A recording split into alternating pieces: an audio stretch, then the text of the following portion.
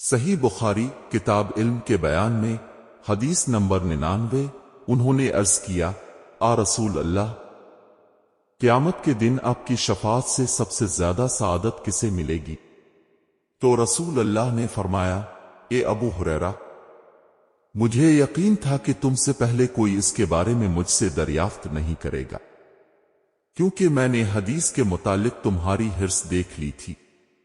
सुनो, क़यामत में सबसे ज्यादा फैज याब मेरी शफाअत से वो शख्स होगा जो सच्चे दिल से सच्चे जी से अल्लाह लेला अल्ले कहेगा। हदीस नंबर 100। अब फरमाते थे कि अल्लाह इल्म को इस तरह नहीं उठा लेगा कि इसको बंदों से छीन ले, बल्कि वो पुख्ताकार उलमा को मौत देकर इल्म को उठाएगा। हता कि जब कोई आलम बाकी नहीं रहेगा तो लोग जाहिलों को सरदार बना लेंगे, उनसे सवालात किए जाएंगे और वो बगैर इल्म के जवाब देंगे, इसलिए खुद भी गुमराह होंगे और लोगों को भी गुमराह करेंगे।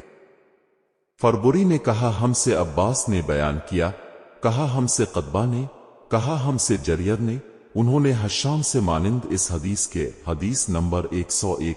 औरतों ने रसूल अल्लाह से कहा कि अब से फायदा उठाने में मर्द हमसे आगे बढ़ गए हैं, इसलिए आप अपनी तरफ से हमारे वाज के लिए भी कोई दिन खास फरमा दें।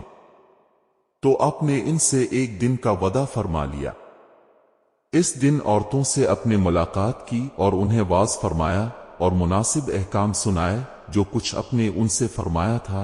इसमें यह बात भी थी कि जो कोई औरत तुम में से अपने 3 लड़के आगे भेज देगी तो वो इसके लिए दोज़ख से पनाह बन जाएंगे। इस पर एक औरत ने कहा, अगर 2 बच्चे भेज दे अपने फरमाया है, और 2 का भी ये हुक्म है। हदीस नंबर 102। उन्होंने फरमाया कि ऐसे 3 बच्चे जो अभी बलूगत को ना पहुंचे हों। दोस्तों, अगर वीडियो अच्छी लगी हो तो वीडियो को लाइक और चैनल को सब्सक्राइब कर देना। मिलते हैं अगली वीडियो में, तब तक के लिए अपना ख्याल रखिएगा। अल्लाह हाफिज।